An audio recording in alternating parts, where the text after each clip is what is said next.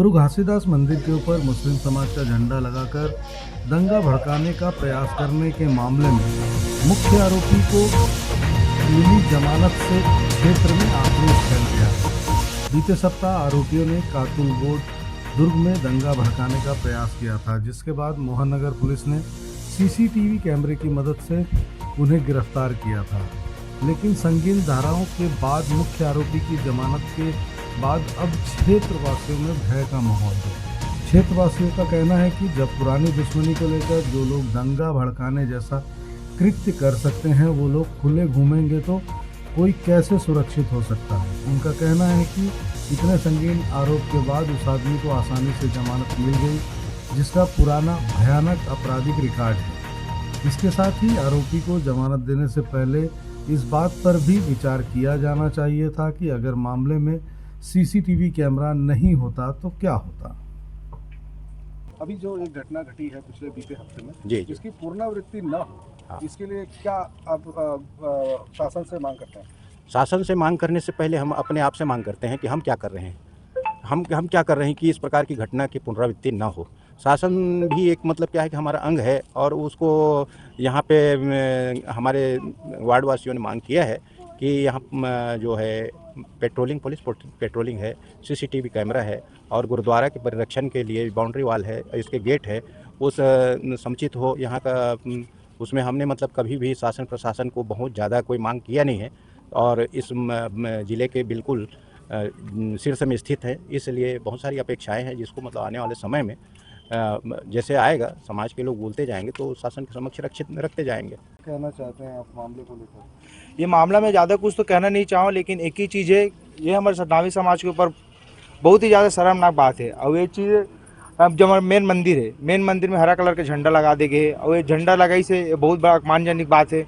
और ये जो अपराधी मन है, अपराधी मन छोड़े जाते हैं। हमला तो उतना पता नहीं है, लेकिन जहाँ तक मोला अपन आइडिया है, जो 295 धारा लगे है, एमा 3 साल के तो सजा है और एमा गैर जमानती है, फिर भी वाला जमानत मिला थे, ऐसा करके हमारा अभी पता चले हैं, जो कि नहीं मिलना चाहिए। अगर ये कोई दूसरा करतीस है दंगला या हमारे बीच के कोई करतीस, तो फिर हमारे के ऊपर तो पूरा कार्यवाही होतीस और पूरा हमारे मन के रहतीस, तो फिर हमारे मन पर तो बुलडोजर भी चल जातीस। लेकिन हाँ, हिंदू मुस्लिम विवाद हो जातीस, वो तो हमारा आसपास में सीसीटीवी कैमरा में कैद हो गए तो हो गए। अगर नहीं होती तो फिर तो अभी ये दंगा वाला पूरा माहौल हो गई रहती यहाँ के। फिर तो इसको क्या संगीन अपराध मानते हैं आप? हाँ, ये संगीन अपराध है।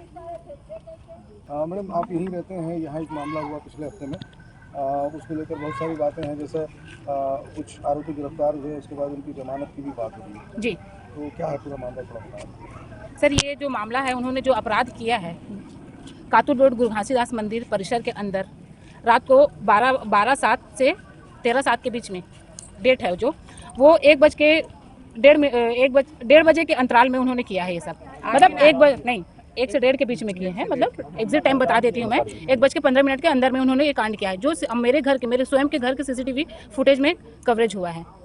और उन्होंने जो रास्ता अपनाया वो भी पूरा हुआ है और उस रास्ते को हम अभी बंद करने के लिए कलेक्ट्रेट में जाके अभी आवेदन दिए हैं और आगे और कार्रवाई के लिए हम लोग मांग करेंगे।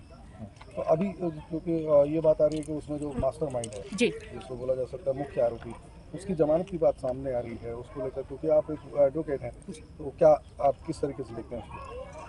सर, मैं एक एडवोकेट हूँ, लेकिन क्या है, उन्हें जमानत तो मिलनी नहीं चाहिए थी, किसी भी हाल में नहीं मिलनी चाहिए थी, क्योंकि उन्होंने जो अपराध किया है वो दो समुदायों के बीच में दंगा करने के लिए। अभी वो तो सिर्फ जेल में जाते, अगर दंगा होता तो बहुत ज़्यादा लोगों की जान भी जा सकती थी, लोगों की संपत्ति हानि हो सकती थी और बहुत मतलब पूरे दुर्ग भिलाई में अशांति फैल सकती थी, बहुत बड़ा कांड हो सकता था। जो अभी कुछ महीने पहले कवर्धा में हुआ है, जहाँ मेरे हस्बैंड ने खुद उन्हें चोट लगी थी, वही कांड अभी दुर्ग में खुद उनके गृह निवास में हो सकता था। जिसके लिए मैं जज साहब से, अगर वो देखेंगे तो मैं उनसे निवेदन करना चाहती कि वो उन्हें बेल बिल्कुल नहीं देना चाहिए था।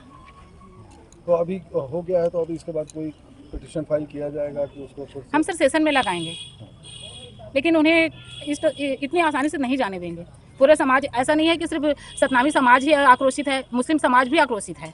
तो अगर सीसीटीवी कैमरा नहीं होता तो क्या होता?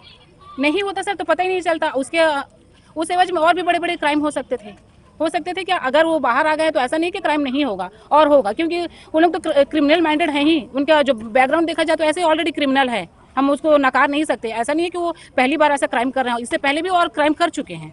तो किस प्रकार के अपराध में शामिल पाया जाता है? सर अभी होली में उसमें जो नाबालिग बच्चा है वो होली में हमारे मोहल्ले के एक लड़के के ऊपर उसने चाकू चलाया है। और उनका जो और भी बैकग्राउंड है, ग्रामीण बैंक में उन्हें रॉबरी में पकड़ाया था। और एक जो मास्टरमाइंड है उनका तो फिर क्रिमिनल रिकॉर्ड का तो फिर कोई सीमा ही नहीं सर, बहुत सारे क्रिमिनल रिकॉर्ड है। 18 दिसंबर में सर यहाँ पे जो हुआ है, चाकूबाजी चली है, 3 लड़के अभी भी अंदर हैं। वो बुलाने वाले स्वयं थे, फंस गए कोई और, ऐसा हुआ। हम लोग जब सीसी कैमरा में तीनों बच्चों को भागते हुए झंडा ओढ़कर पीछे से जो भवन सतनाम भवन बने हैं ना, उसके पीछे से भागते हुए देखे हैं तीनों लड़के को, अपने आँखों से देखे हैं कैमरे में। वो आसपास के ही लड़के हैं तीनों लड़के। और जब वहाँ पकड़ कर ले गए ना, तब पता चला कि जो क्राइम करवा रहे हैं वो रवि जांगड़े नाम है उसका, वो अपने मुख से कबूले हैं। तो ऐसे गुनाहगार बच्चे को रिहा क्यों किया है, उसको सीधा कोर्ट में क्यों पेश नहीं किया? तो हम शासन प्रशासन से ही अनुरोध करते हैं कि जो गुनाहगार बच्चे हैं उसका रिहा नहीं होना चाहिए, सीधा उसको जेल होना चाहिए।